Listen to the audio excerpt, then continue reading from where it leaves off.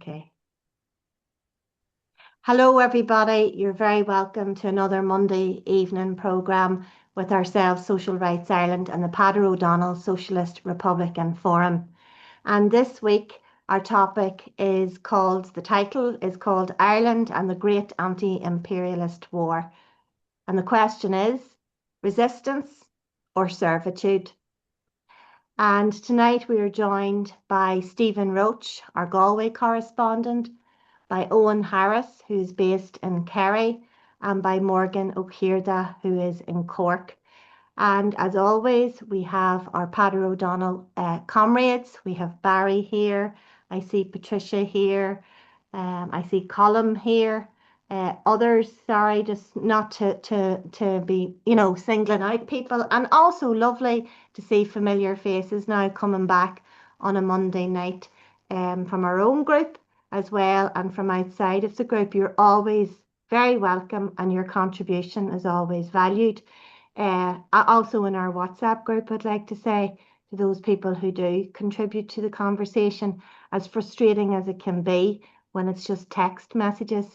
So I'm going to begin the conversation maybe just with some observations, and then I'm going to cross over to Stephen, then Owen, and then Morgan, who is just in the door, so we'll give him a bit of time to catch his breath. Really, there is nothing more important at this moment in time than understanding what is actually unfolding before our eyes. And what's happening in West Asia, as we have been following for months and months now, it's not some kind of distant conflict, and it's not a wee regional dispute that can be passively observed on Telegram channels or on our phones. This is a really defining confrontation that has consequences for all humanity. And it is, I'm afraid to say, much worse than Palestine. Iran demands urgent attention and refusal to look the other way. On the 28th of February 2026, that is now already, that date is a most historic date in modern history, because the USA and Israel launched an unprovoked and an illegal attack on innocent civilians, on little girls, school children in Iran, while they were negotiating in Oman. Now, the US acted without Senate or their authorization because only 20% actually approved the action. So clearly, the Epstein files have further eroded the whole legitimacy of the US regime. The attack targeted military and nuclear facilities in Iran, and it targeted the prominent commanders, prominent scientists, political leaders, and civilians. And in Minab, a missile hit a primary school that killed over 175 children on the first day when the war of aggression started. In that day as well, Iran's most respected leader, Ali Khamenei, was killed and much of the government decapitated. But the thing is that Iran didn't collapse. Over 10 million people, in fact, took to the streets in defiance because Iran had to respond, and it fought back, attacking US bases and closing the Strait of Hormuz, sending shockwaves all across the world. For Iran, this war is existential. But for the Zionist Epstein coalition, this is a war of choice. Despite Iran's legitimate self-defense, allied states like Saudi Arabia, Pakistan, Turkey, Egypt, Germany, France, Britain, Australia, South Korea, the Netherlands, Ukraine, all of these countries, Azerbaijan as well, condemned Iran rather than the US and Israel. So now what does that tell you? It just goes to show the fallacy of sovereignty. These states are all Zionist puppet states. They blame the victim while serving a declining, desperate US empire. The closure of the Strait of Hormuz signals the complete end of the US-led, dollar-based, unipolar world order, and there's no way now to restore it. The US and Israel are scrambling to reopen the strait, and they're preparing now for a ground invasion. So that means that escalation is inevitable, because just this weekend, US and Israel attacked many cities across Iran, including El Bushehr, and it's a city that hosts Iran's nuclear program, a nuclear program, just to be clear, that is internationally supervised and a lawful nuclear energy program. And Iran responded because they had to.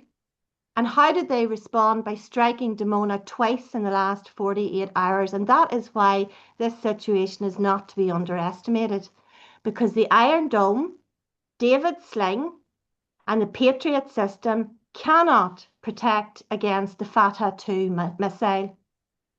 Israeli desperation now makes nuclear confrontation very possible. And even if we were to say there's going to be no nuclear escalation, the global economic crises are imminent, but they're not being talked about. They're being predicted that they might happen, but food chains are already in jeopardy. And people think across the world and in Ireland and in the workplace, you think everything's normal because there's no news getting through. There's no proper professors or academics or journalists in the West to analyse the situation and to warn the population and populations across the world what is actually happening. Because Western propaganda is doing a brilliant job of downplaying and ignoring reality.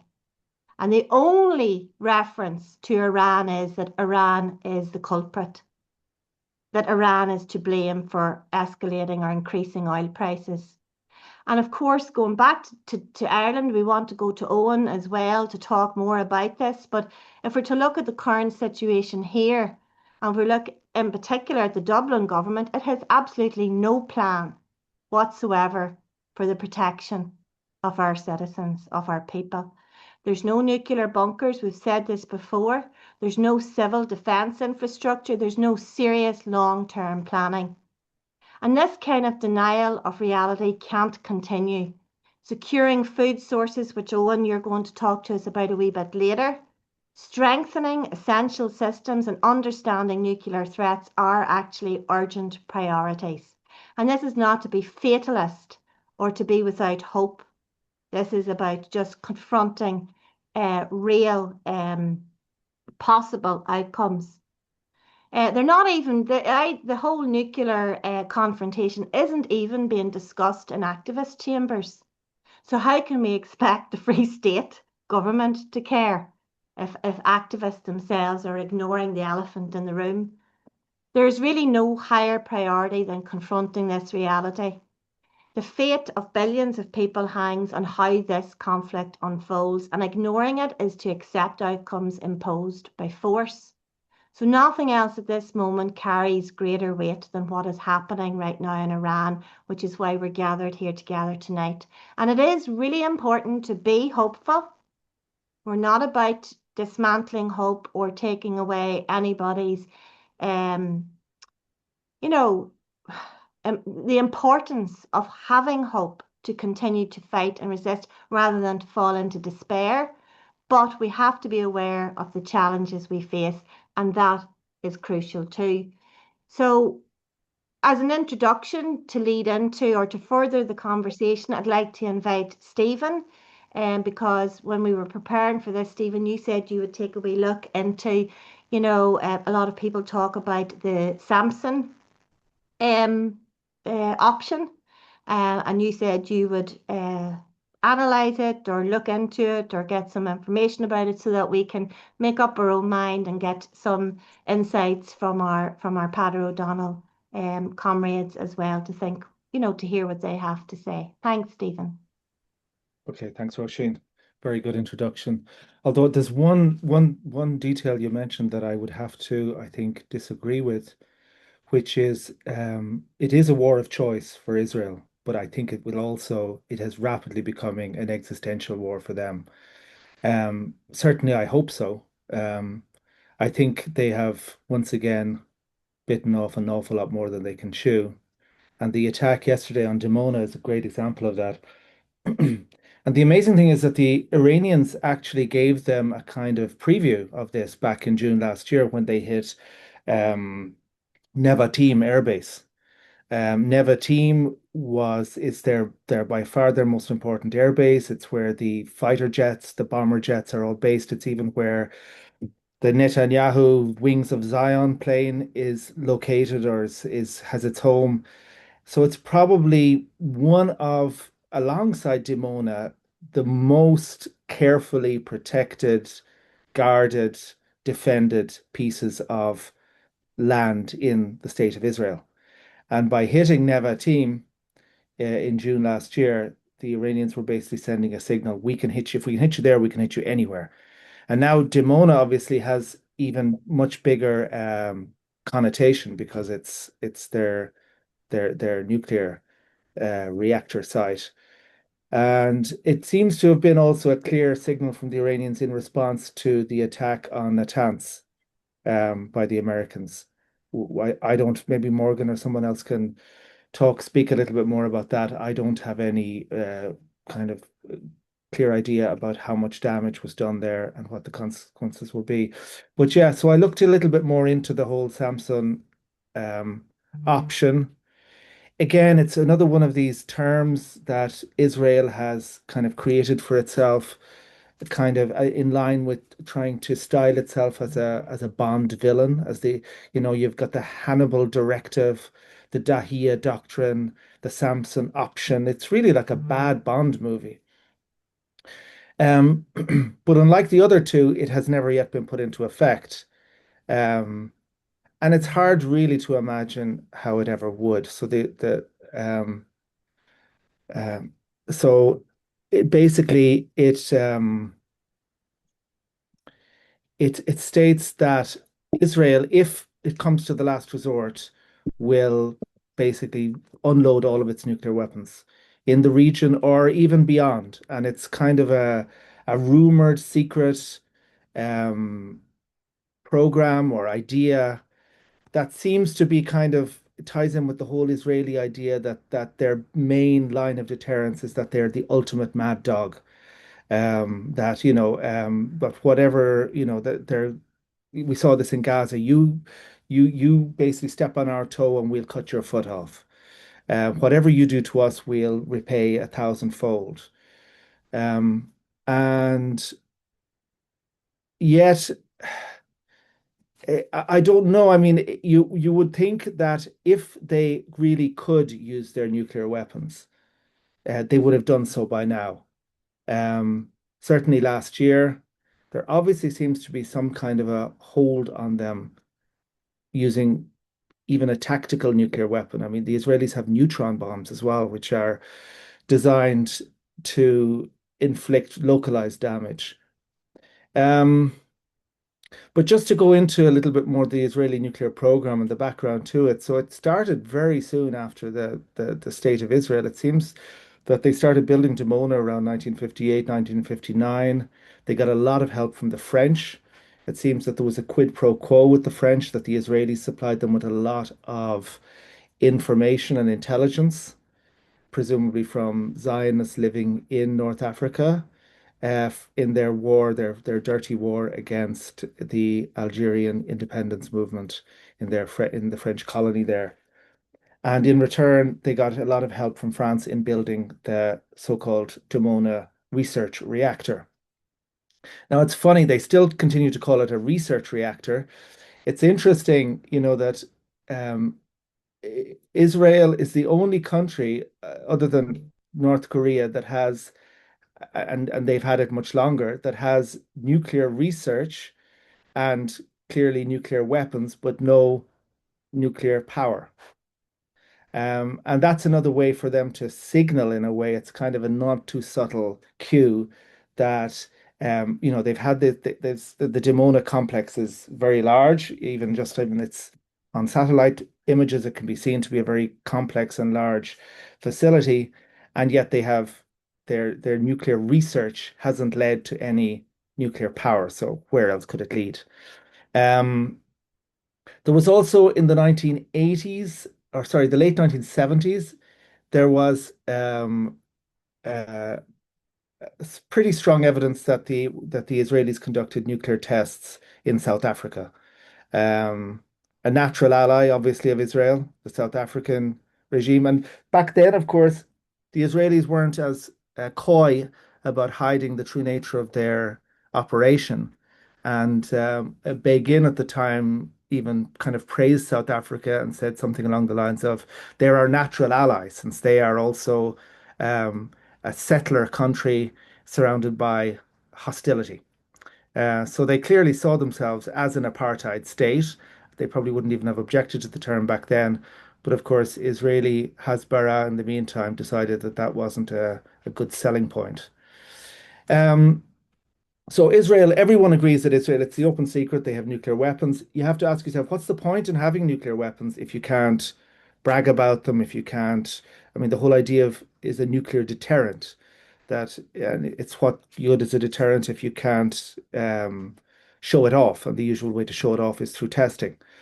Um, but again, I think this comes back to Israel's whole kind of self-identity as the ultimate Bond villain, that they want to maintain this idea that they don't play by the rules. So the accepted rules of there's several accepted rules around nuclear weapons. One is no first use. Both the Americans and the Russians have had that as part of their doctrine during the Cold War. And so the what the Israelis have done is they've created this cloud of insecurity and uncertainty, what they like to call, I think, strategic ambiguity around their nuclear program. And and that's kind of their what they see as their ultimate secret weapon is the sense of unpredictability around it. And I think the Samson option, which is taken from the Bible, the story of Samson who brought the temple down around his ears because he was captured by the Philistines, basically killing himself but killing everyone else around him. The Samson option being this idea that the that Israel will go down in if it goes down, it'll go down in a blaze. And apparently there was one kind of telegraphing of the Samson option in 1973 during the Yom Kippur War when the Israelis were kind of taken by surprise. Um, and what they did was they basically put their nuclear bombers into an obvious position where they could be seen, and they they were basically telegraphed to show to the Americans and to the Syrians and the Egyptians, which who up to that point had made very considerable advances, that they were getting ready to drop a nuclear bomb, either on Syria or Egypt or both. And the result of that was, according to Seymour Hersh, so he's the kind of the foremost source when it comes to the Israeli nuclear program. According to Seymour Hersh, that basically caused the Syrians and the Egyptians to slow down their advance. And it persuaded Richard Nixon, the American president at the time, to release, unlimited military support to Israel, which at that time he had been kind of holding back. According to Hersh, Nixon had this idea that it would be no harm for Israel to get a little bit of a bloody nose, and the Americans were willing to allow that, and maybe for the Syrians and the Egyptians to take back the territory that the Israelis had captured in 67, and that this would kind of set some boundaries to Israel. Not a bad idea, actually. But again, the Israelis, following their kind of mad dog identity, said, okay, then we're going to drop the bomb. Um, so since then, it hasn't really come out again, and it's been rumored and it's been spoken about. There was an interesting little development last year that didn't get, as far as I know, all that much attention. I was trying to find some sources on it today, and it was kind of quite patchy. But I don't know if any of you remember, there was shortly before the 12-day war last June, the Iranians claimed to have hacked the Israeli military intelligence servers and had a trove of secret documents. Um, and apparently, one of these documents, in which was kind of, I don't know if the whole thing was released, but a part of it in Hebrew seemed to suggest a list of targets, of nuclear targets, which included New York, London, as well as, you know, the usual suspects in terms of Israeli, lots of Iranian cities, other cities in the Middle East and West Asia. Um, Now, again, it's hard to know to verify this. That particular story about the the trove of documents was quickly eclipsed by the 12-day war, and there hasn't really been much about it since. I did find an Al Jazeera article on it from around that time, but no real follow-up. So I don't know. And I have the feeling myself with this whole Samson option that it could even be, to some extent at least, Israeli Hasbara, a way of creating the impression that they are, um, you know, utterly unpredictable, mad dogs. You don't want to rile them. Um, because I mean, obviously, nuking New York would be particularly insane thing to do, since for one thing, it has the largest Jewish population of any city in the world, even more than Tel Aviv or Jerusalem. Then again, again, this again is part of the whole image that the Israelis have cultivated over the years, that they are the ultimate, um, yeah, mad dog. Um, Finally, the Israeli nuclear program was finally really confirmed, and that any doubts about it were put to bed by a whistleblower in the 1980s, a guy called Mordecai Vanunu, who was a technician at Dimona, and he, for conscientious reasons, fled to England and got in touch with some newspapers there, I think the Times and the Mirror, and leaked the story and had photographs and documents to prove it, that Israel, without doubt, had a nuclear weapons program. Now, there's an interesting little footnote to that, because Hirsch and several others, so one of Hirsch's main sources was a guy called Ari Ben Manashi, who's presumably claims to be a former Israeli intelligence officer. Though again, a lot of these former intelligence officers, you have to really wonder if they're really spilling the beans, how are they even still breathing? Um, but according to his source, the person who shopped Vanunu, who gave him up to Mossad, was none other than Papa Maxwell, Ghislaine's daddy, then media magnate in Britain and the owner of the Mirror Group. And he basically tipped off Mossad, which, as far as I know, he wasn't, you know, it wasn't like the Mossad was any stranger to him. And they lured Vanunu to a meeting in Italy and abducted him. He spent the next 18 years in prison. He's still alive. He was released not too long ago. Um, but his condition of his release is that he never speak again about it. Again, you'd wonder, I mean, with the Israelis, in some ways it suited them. It's everything about this certain amount of suspicion, the kind of the mystique that they build up around their power suits them. And that's why I think what the Iranians did yesterday in hitting Dimona is so valuable and so important, because it shatters that mystique. And that's why I think more and more this is an existential war for Israel. They've made it that way. They've turned it into a zero-sum game. And I think the Iranians are thoroughly fed up.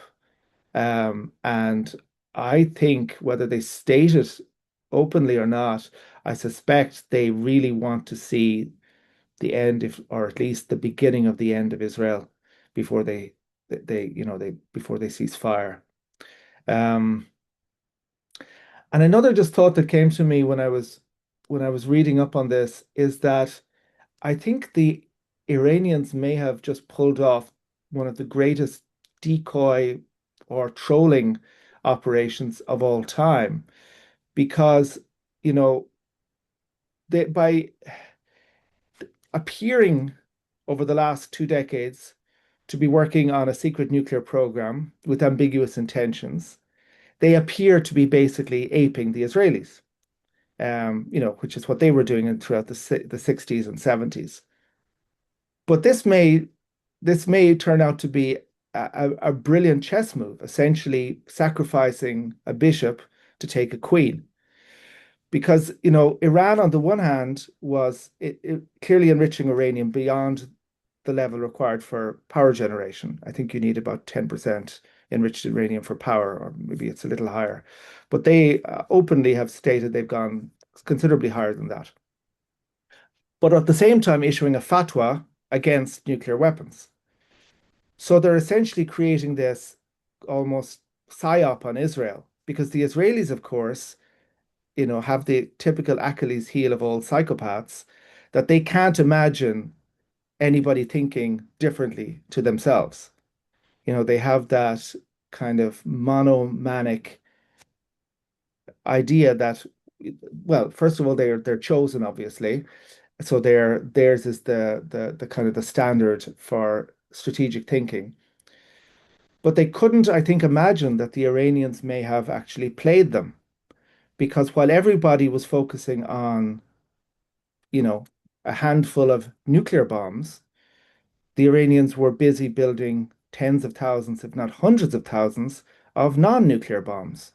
And these turn out to be far more useful. Because if Iran did have a nuclear weapon right now, like let's say it was either suspected or confirmed that they had a nuclear weapon, they would not be able to hammer Israel the way they're doing. Because alone the American nuclear doctrine would dictate a nuclear response. But because Iran has verifiably and shown that they certainly don't have a nuclear weapon, though they have potentially the means to make one at some point, and certainly the technology and the ability, the know-how, they haven't done so. But what they have done is develop probably the largest arsenal of ballistic missiles, probably a larger arsenal of ballistic missiles than all every other country in the world combined. I mean, we don't really know, but they seem to be, and they haven't even unveiled their kind of most advanced weaponry, but they seem to have become quietly, steadily, despite sanctions and I mean, the ingenuity is extraordinary. They have become among the global leaders in ballistic missiles. And ballistic missiles are one of those things. I mean, they were designed and developed as a delivery mechanism for nuclear weapons. So the only countries that really developed new ballistic missiles were nuclear powers, and they only developed as many of them roughly as they had nuclear warheads. But the Iranians took a totally different line, and they decided to use ballistic missiles as a delivery mechanism for conventional warheads, but of a variety of types. So I think we're really seeing, I mean, as dangerous and as terrifying as this moment is, and Roshan, you said in your introduction, it's worse than Palestine. It is for me, and it isn't, because there is something cathartic about finally seeing Israel getting a taste of its own medicine. Um, and you know, and also severely underestimating. I mean, they underestimate everybody. They underestimated Hamas too, but they were just in a position to pummel and pummel and take out and just. I mean, none of us have much doubt that in a fair fight, put 100 IDF against 100 Hamas, and it wouldn't be too hard to figure who would come out on top. But when they're using the Palestinian civilians as their targets, Um, and they can't really do that with Iran in the same way. And if who knows, I mean, I'd be curious to hear what everyone else thinks about their options for using nuclear. But I do think they also understand that, the Samson option works both ways. If they were to use nuclear against Iran, their country is so small that you don't need a nuclear bomb to level it. And if the Iranians have as many ballistic missiles of different types, including thermobaric and very, very destructive warheads, then it makes no difference. In fact, it turns out that maybe Iran's greatest secret weapon, after all, is not having a nuke. Anyway, I'll wrap it up there. What a nice way to end. Stephen, thanks very much. Yeah, and I can identify with you when you say how cathartic it is to see missiles landing on occupied Palestine, aka Israel. It is, yeah, I think everybody's cheering it on. Nobody could deny being, yeah, happy about that and relieved as well. I'm going to go over to Owen now because in the title for tonight, we don't want to just focus on Iran, even though Iran is their starting point and this awful situation that's unfolding. It has the potential to escalate and be catastrophic, but we want to look at Owen. You do an awful lot of work in terms of looking at, food sovereignty and energy sovereignty, and it's really important to look at, our situation here in Ireland. Yes, it could be terrible if there were, if we were to face a nuclear war across the world, it would have an impact, of course, on Ireland. But the fight for, or the need to resist and the fight for resistance must continue. And how does that fight materialize? What does it need to look like? Because we've done enough tramping up and down streets and protests, but we need to get real about sovereignty. And a lot of the time when we talk about this and resistance and how can we organize, people say, well, what would it look like? And we often talk about, people need to get organized in people's assemblies and all of that. But for what? What would if you can't imagine a sovereign Ireland, if you don't know what sovereignty even means, how can you have to imagine it first of all before you can build, because how can you organize anybody to do anything if they don't know what it is that they're building towards? So, and I'll bring you in here at this stage if that's all right, and maybe leave Morgan, give him a wee bit more time to come back, and then to open it up to everybody. Well, but over to Barry maybe then, and then open it up to everyone. Thanks, Owen. Thanks, Roisin. Yeah, so I'm going to talk a little bit about energy and food. So, first of all, energy. Here in Ireland, in the south, anyway, a quarter of our electricity now and rising is taken up by data centers. We saw the Ennis data center recently got the go ahead. Now, this is 140 acres of land outside Ennis being used for this. In its completed stage, it will triple the electricity use for County Clare. So the current vassal regime we have now is just letting our land be used as a red carpet for these strategic assets for the Yankee Zionist war machine. But I think Tehran has this in their calculus too. I mean, you saw the way they took out data centers in the UAE, and part of their whole strategy now, I think, is to crash this whole AI bubble that Western economies are basing their wealth on. Um, and it is a very fragile bubble, and they might even crash the petrodollar system. They want definitive, uh, post-imperialist change. So recent St. Paddy's Day, we had Micheál Martin go over to Trump, and Trump said you must buy our energy to clear the deficit. The deficit is only there anyway because of these Yankee corporations. That are actually here and selling back to the Yanks. So it's not Ireland really that is a deficit with them. But anyway, and by energy he means their fracked gas, like LN that comes in liquefied form, LNG. Now we've done a previous podcast on that, so I won't go too far into that now. We can share that link as well.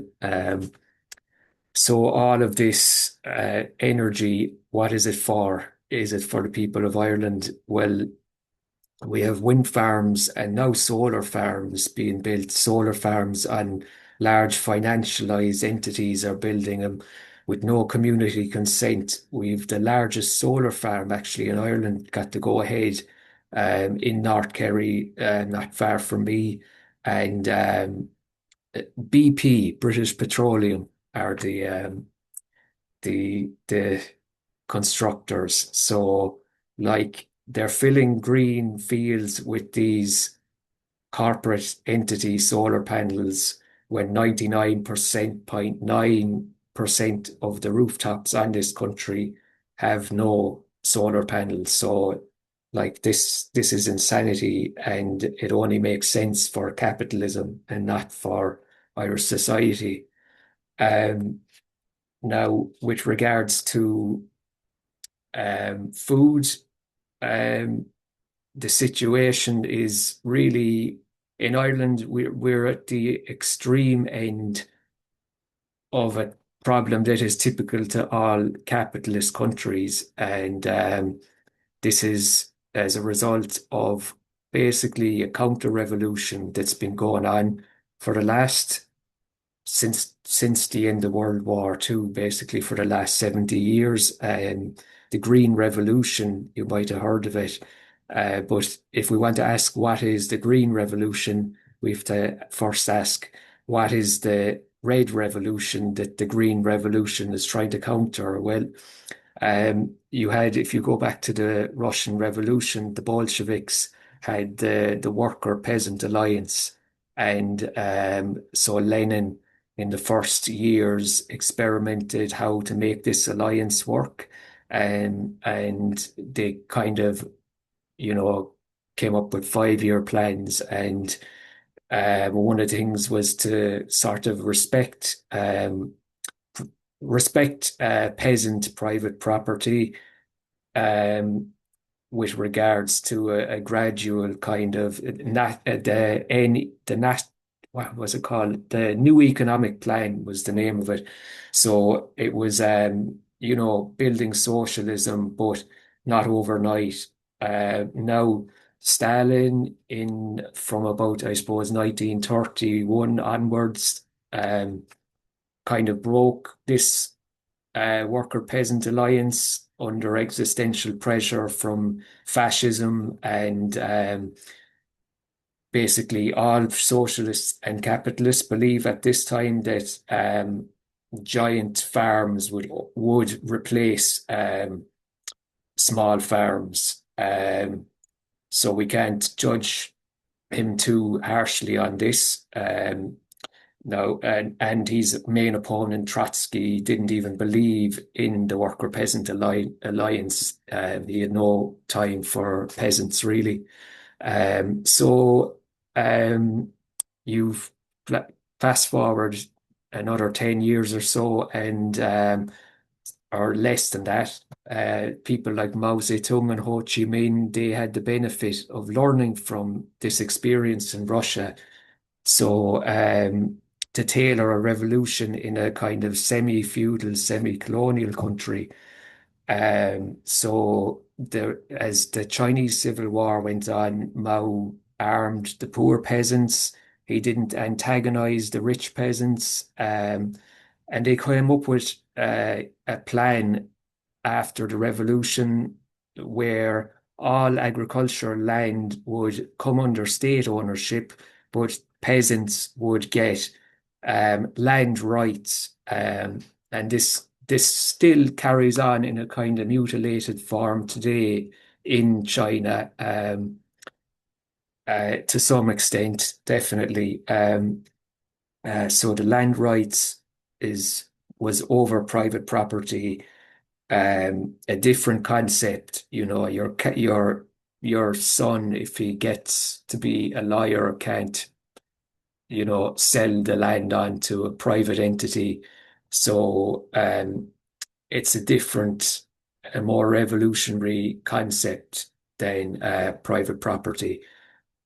So back to Ireland, Gladstone complained in the 1870s that the Irish had no concept of private property. So this this was a really pain for the English colonists. So the Wyndham Act was kind of in 1903 was to kind of instill this legally concept of private property, peasant proprietorship. And so we can see today that it is very much instilled the concept of private property into Irish society. And of course, in China, the concept of land rights during Mao's time, it served the people very well. I mean, the concept of land rights, I should say. Of course, there were temporary setbacks and failed experiments, but these are very often distorted by Western revisionist history, like the Great Leap Forward.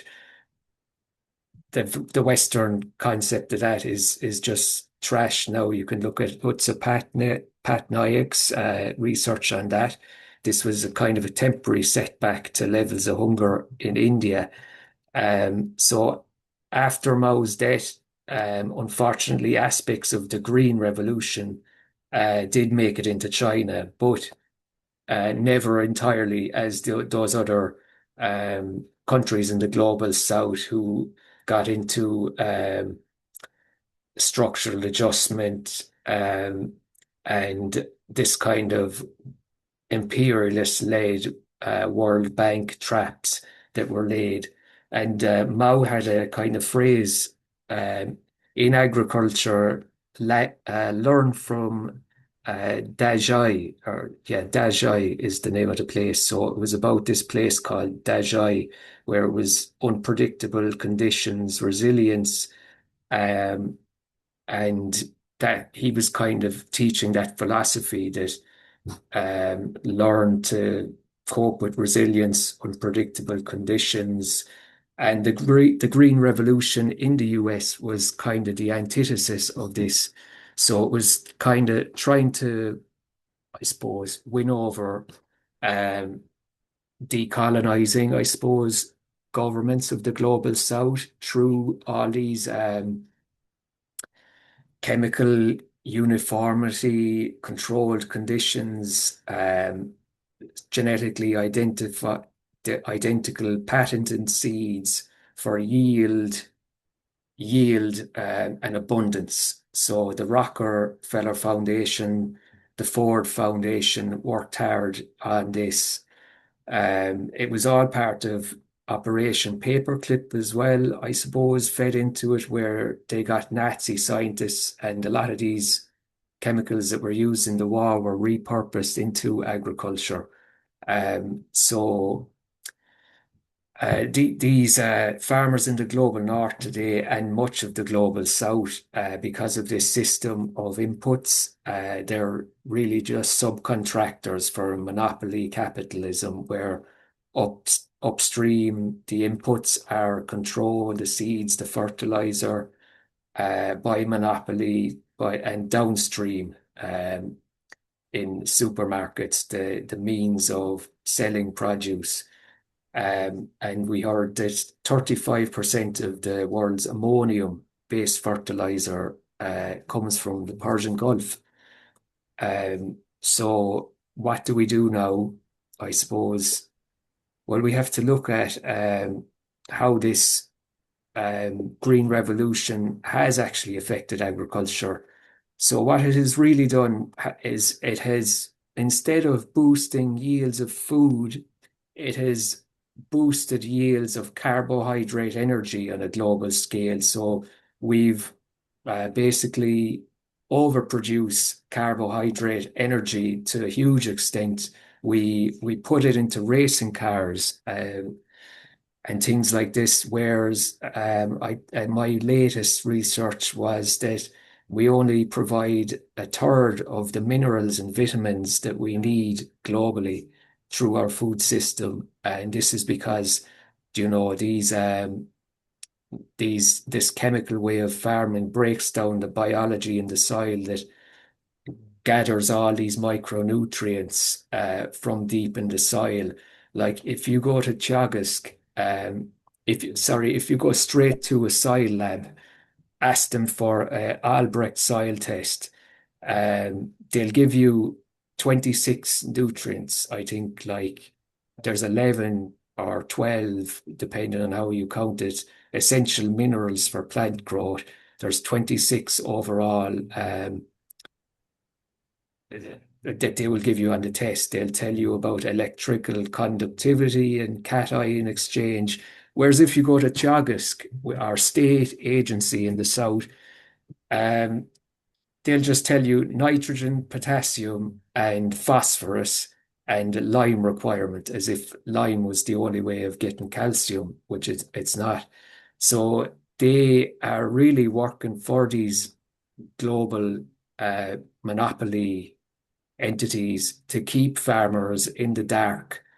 And we have like representation of farmers, they keep them in the dark as well. We had this farce of sitting, um, I'm sure probably not the farmers themselves who sat in the Board Bia offices were not in on it, but like the IFA, who are their representative organization, like they're part of Copa Kega, like the farmer lobby in the EU, which is highly intertwined with global agribusiness. And like Board Bia were even saying to the IFA, I think, like you're talking about our standards, but ye ye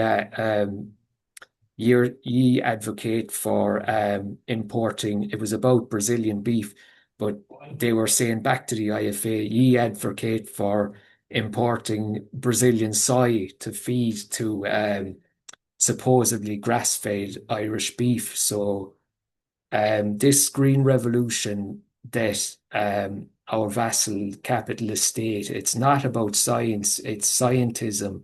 This is using science in a cosmetic fashion for socially non-productive means, destructive means, for, like just accumulation of capital by the Epstein class, the 1%. So like post-imperialist agriculture, we'd have to break these chains. If Iran does manage to, and it looks like they're in a good position to do this, really, we're going to see a much different world economy. No more will the global north be able to just exploit the tropical landmass. We won't have bananas anymore for that cheap. Tea and coffee may even become an expensive delicacy, but it's not a doomsday. We have lots of fruit and vegetable here that are not grown commercially, that can be grown in our climate. We need research and development into them. Ireland, we're one of the few places in the world that is not experiencing mega droughts, and we have abundant land versus our population. We can do a different type of agriculture. There's perennial agriculture instead of annuals, which you plant every year. Perennials, you would plant crops, and half of all vegetables are actually perennial, but they only take up 6% of our global vegetable production space. And like this is how we feed ourselves in the future. So like food sovereignty, it got a bit popular after COVID, but the movement never grew. It seemed to get captured by the IEN, the environmental network of NGOs that our state, controls. So if people are really passionate about this, they have to abandon this approach and, get with our revolutionary tradition. And that's the only way we can build a revolution in agriculture here. Mhm. Thanks, Owen. Thank you very much. Um, we've covered a lot, just thinking from where we started, Stephen, to then where we've ended on, and about, the need, Barry, I'm going to come to you after Morgan. I see Morgan's here, but just even the need to realise that revolution, a high revolution can happen. There's still sometimes, I think, with particularly new activists who are outraged, this moral outrage, who want to do something, but that we have to move from marching and protesting and standing outside buildings to actually imagining this world that of self-sufficiency. Barry, I do just see Morgan. I was going to go to you there for a second, but Morgan, are you ready to speak? Are you able to? Sorry, I know you were only in the door. Do you want to come in, Morgan? You don't have to come in exactly at that point where we've left off. So just No, um, no, I'm quite happy to, and thanks for your patience as well. I suppose just before I have anything to say, I suppose I should propose a moment for the departed Zionist cultural Ayatollah, Leonid Radovinsky, the Israeli spiritual leader, if you will, the now departed CEO of OnlyFans. I think if anything could reinforce the difference in what both cultures give to us at the moment, it is the dearly departed. So I suppose before we move on to Iran and events going on there, I suppose just to touch on Hezbollah so as to kind of break them into two. And the situation in South Lebanon. So in the last 24 hours, Israel has, again, because they're not having great success in South Lebanon at the moment militarily, they're after destroying a couple of crossings at the Litani River, and some of their some senior officials are making statements over the last couple of days about how south of Litani should belong to Israel.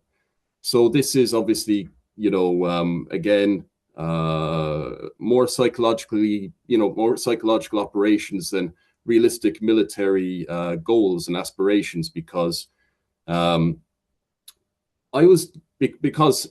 are putting up a much stronger fight than was expected. And not only that, but Iran in the last couple of days have actually started striking areas in South Lebanon with Hezbollah intelligence, where the Israelis are actually gathering, and they're having some success with that. So I don't think that's actually occurred before, at least not in my memory. So that's obviously positive. And as well, just before we move on from Hezbollah, I noted very many times during the period where they were in an official ceasefire, which would effectively meant they were soaking up damage from the Israelis, whilst under the agreement not to fight back in order to stop further attacks on Beirut primarily, but also just to regather themselves. So there was a lot of articles at the time, both in Israel and Western media, as well as through resistance media aligned to Hezbollah, and all across the board, we're saying Hezbollah are, after regaining their strength, they're actually stronger than they were before. And I was having kind of trouble on believing that necessarily, because it suited both sides, the resistance media and the imperialist media, to actually present Hezbollah as a larger threat than they potentially were. But what has actually occurred in the last few weeks has become very obvious that Hezbollah were very much so prepared. They've improved their electronic warfare systems, and their network of transport, I suppose, including tunnels in the area, they don't seem to have been depleted. So very hopeful for events going on there. By all accounts, Israel are soaking up a lot of damage in terms of personnel and of military vehicles. I think the latest number for the Merkava losses, I think, is in the few dozen. So, or I think 47 was the last one I heard. But it could be higher, it could be lower. But at the end of the day, things are not going their way in South Lebanon. So that's a positive. I suppose the Bush era explosion, I think you mentioned it earlier, Roisin. It was not targeting the nuclear facility, as far as I'm aware. They're targeting an underground area. So they're targeting personnel more than likely. But it seems, by all accounts, to have possibly been the largest explosion in Iran in terms of the munition use. So a very, very large munition.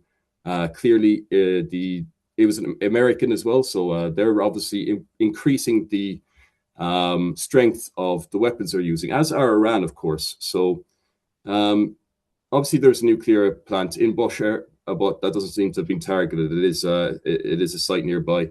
There is indications, of course, that they are using higher weaponry. So while that was displayed in Israel as well when they attacked that area next to Dimona. Again, in a similar situation, it looks like they were targeting an underground facility that was harboring key personnel. So they seem to have done the same thing there. So the attacks as well on the energy infrastructure in Iran are going to be probably far more carefully considered going forward, at least when compared to the recklessness of prior attacks. It's become obvious to everyone that the Americans and their allies' positions are far, far more precarious than the Iranians. Stephen mentioned Israel's size as a weakness, but their energy infrastructure makes this issue even worse for them. So their key energy infrastructure is far more condensed than Iran's. So if you're to target Iran's largest energy infrastructure site, you have total success in wiping out operations there and permanently destroying the site, then you're only taking out 2.5% of their energy input.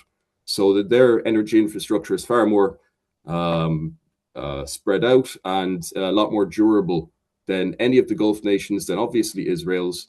And that's become very apparent to anyone who's watching events at the moment. A clear sign of the renewed desperation as well by the Americans and the Israelis in doubling down on their psychological operations, not just in South Lebanon, but on European populations. So we mentioned before a series of missile strikes that were attributed to Iran that were spoken of more loudly and widely in Western media than actual strikes that were occurring because of Iran.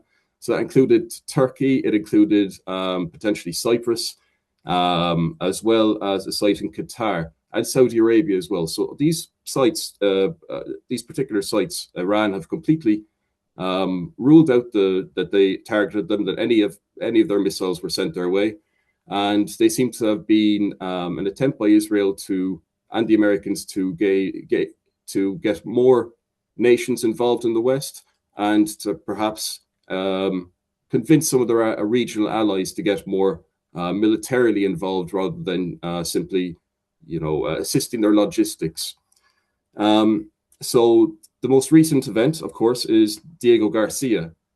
So there's, I think, a salvo of missiles sent to Diego Garcia. They didn't reach Diego Garcia. It's 4,000 kilometers away from Iran.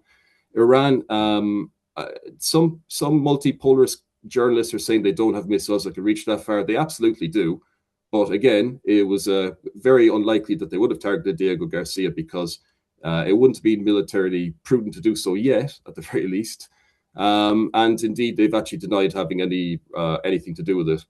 So again, I think because of the fact that it's 4,000 kilometers from Iran, the Western media throughout Europe as well were providing all these maps displaying, the range from Iran to Diego Garcia and moving the circle around to Europe. And you can see, they can take out London, they can take out every country in Europe except for Ireland and Portugal and Iceland. So that was, again, a psychological operation on the West to produce more fear of Iran amongst populations, and perhaps allow Western leaders the avenues domestically to get more involved in the war. So Owen already mentioned a lot about the fertilizer issue, the price spikes and the impending shortages. Brazil, I noted a couple of weeks ago, they were the canary in the coal mine.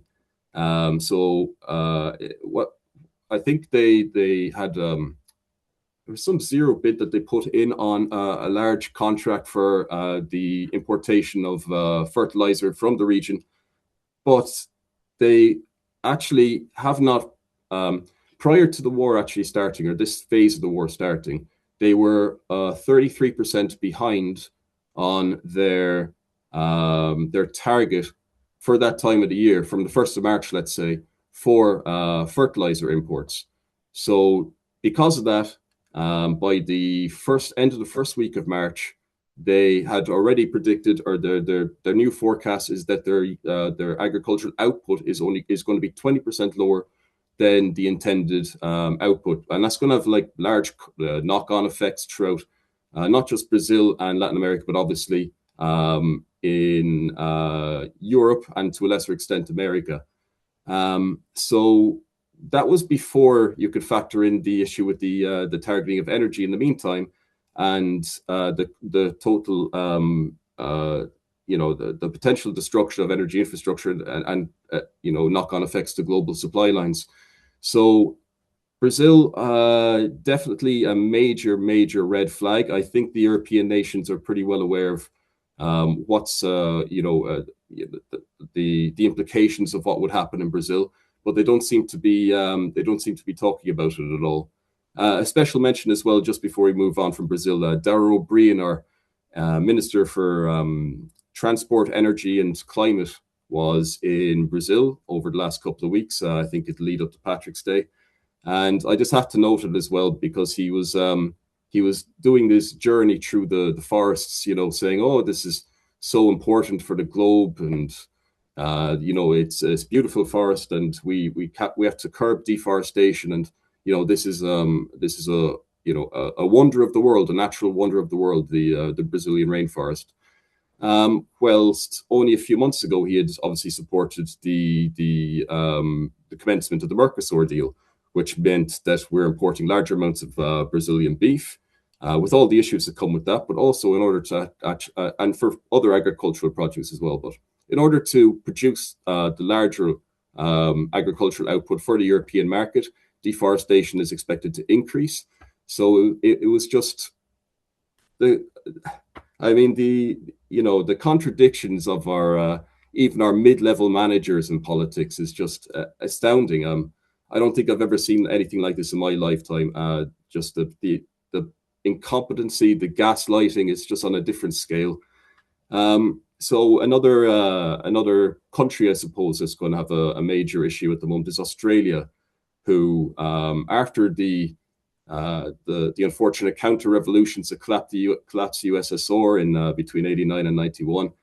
After 1991, Australia, with absolutely no threat to capitalism in sight, decided to sell off most of their energy resources to private companies, and now they seem to be in a far more precarious position due to the changes, the knock-on effects of the war in Iran.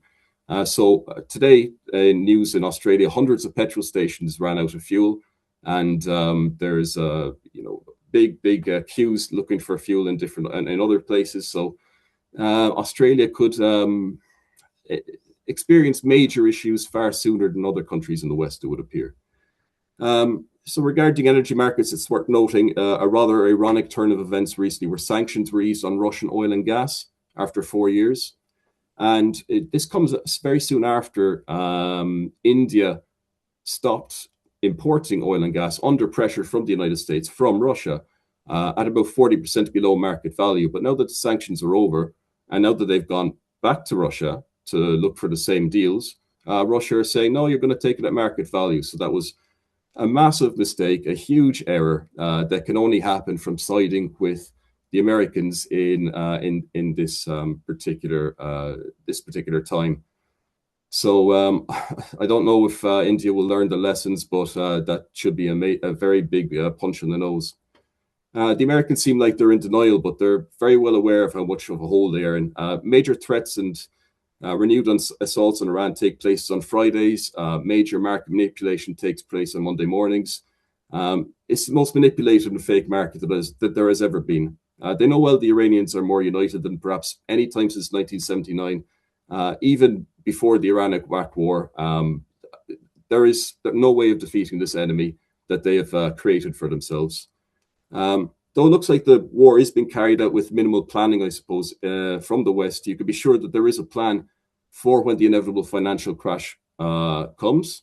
The US will try and take advantages insofar as they can by selling oil and gas at high prices, moving into new markets. There will be renewed restrictions placed on Western populations. You can expect that.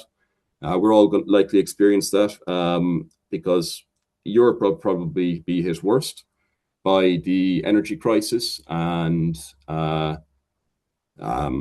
a result, you can expect that the restrictions placed on on citizens in Europe, in particular the EU, are going to be probably at their worst. This will include Ireland, you would think, given that Owen has already pointed out 25% of our metered electricity goes towards data centers. So you got to ask, what are the solutions? And the solutions you can list out, they'll be not necessarily realistic in the short term, but you need solutions long term. Even though, despite the moment calling for perhaps a revolutionary process to spring up immediately, it's just not going to happen without many other things changing. So you need long term energy. You need to be able to produce your own energy, your own food, at a bare minimum. And Ireland has the capacity to do that. So energy independence in particular, I mean, we have the reserves, we have the geography to be able to have our, to be able to improve our energy infrastructure. One of the first articles I ever wrote was actually for the Farmers Journal many years ago, when I was after discovering the potential use for anaerobic digesters, which seem to be very, very, very seldomly used in Ireland, but they were widely used in Germany, France, and even Italy at the time. So this would have been around about 2019 or so. But in Ireland, there was nothing there for farmers, in terms of grants for the installation and maintenance, feed-in tariffs, all this kind of thing. So these would be vital to place on like good agricultural land, especially peripheral land. And Ireland would be ideal for a national rollout of anaerobic digesters, but there doesn't seem to be any interest or perhaps even willpower to actually do that, or to be able to look at things like that, and other different solutions. And of course, realistically, if we're to be able to take charge wholly of our food production and long-term food security, then you would need to decouple from the EU. You would need to get out of these deals like Mercosur. You would need to take back use of our fisheries, and certainly not accept any imposition on our territory in that regard. So yeah, perhaps we can look at more at solutions at a later time. But anyway, that's my piece for this evening, and I'll be happy to engage anyone in conversation thereafter. Thanks very much, Morgan. Thank you for coming in after a pressured few days. Barry, before we wrap up the actual recording, I'm going to come to you as our Peadar O'Donnell Socialist Republican Forum panelist to maybe come in. I'm not even going to ask you a question, Barry. I'll just ask you maybe to respond to what you've heard tonight. Well, I think it's clear that the capitalism and imperialism has made a serious mistake in the Middle East. I think they begin to realise that even now more sharply with the crisis in the Straits of Hormuz. And then, of course, they're well aware that the Yemenis can close the Red Sea and Suez Canal route as well. So, I mean, the war for capitalism and imperialism has backfired pretty badly at this point. Now, of course, the reality is that the war is not over. And in fact, the war is never over with capitalism or imperialism. And when it gets to negotiating time, which it will eventually, then that's when the problems arise. And even, with whatever deals, quote unquote, are hammered out, there's no guarantee that any side is either going to be able to or willing to hold up those deals to prevent further outbreaks of war somewhere else in the Middle East, or somewhere else in the world for that matter. I mean, it's great to hear about the military advances of Iran and how Iran have outmaneuvered the biggest superpower nearly in the world militarily. But I mean, it's a kind of an advanced type of guerrilla warfare, the War of the Flea, as was written about many moons ago. And the thing of it is that the dangers that lie in all of this is what happens afterwards. And we have to be very mindful of the fact that neither capitalism or imperialism will give up. I mean, they won't. To move on to sort of self-sufficiency and building for socialism, that's something that needs to be looked at seriously. If we're serious at all about having sovereignty and neutrality, I mean, it needs to be part of the wider conversation so that people come to understand that these things are possible.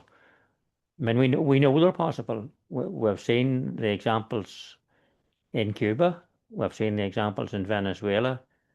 We've seen the examples in Kerala in India. So we know that decentralized democracy and planning the economy for needs as opposed to profit is absolutely possible. But the problem, the biggest obstacle that I feel is that people don't even hear in their daily conversations the word capitalism. They don't even hear the word neoliberalism. And they only hear about democracy from a bourgeois perspective. And I think that it's incumbent on all of us to ensure that that language changes, because it's deliberately hidden. Because, I mean, if you talk about capitalism, then the question automatically arises in people's mind, what is this? How is this system operating? And is this why I can't afford a house? Is this why I can't afford a mortgage? Is this why, there's so much inequality and exploitation in the world? Questions begin to arise. So, I mean, you listen to any commentator and they don't mention that, never mention it. So, I mean, the conversation's great tonight, and I'm among those who are quite happy to see the Yanks getting wiped off the face of the earth, not just a bloody nose, and the same for the Israelis. But I mean, I'm ever conscious that we have a lot of work to do, and I'm ever conscious that they will not go away just like that. And when you hear Trump, especially, telling lies about negotiations and mad for negotiations, has been for some time, and has capitulated to the Iranians through the agreement with the Russians, and also the 14 billion of concession to Iranian oil. I see that as okay, but remember, beware of Greeks bearing gifts at all times. Very good. Barry, thank you very much for coming in, for listening through all of that, and for those final words. We're going to end the recording now. Before I do, I'd really like to thank Stephen Roach in Galway, and Stephen's wee girl there. Hello. Joining in. And a motive, Stephen, a reason to resist. We do it for our children, yeah. And to Owen and Kerry and Morgan coming in last minute, thank you very much to all three of you, to Barry, and to all our Pater O'Donnell comrades, to everybody here. Thanks for joining us. We're just going to end the recording and then we can start Q&A for those who want to stay on. Thanks, and see you next Monday.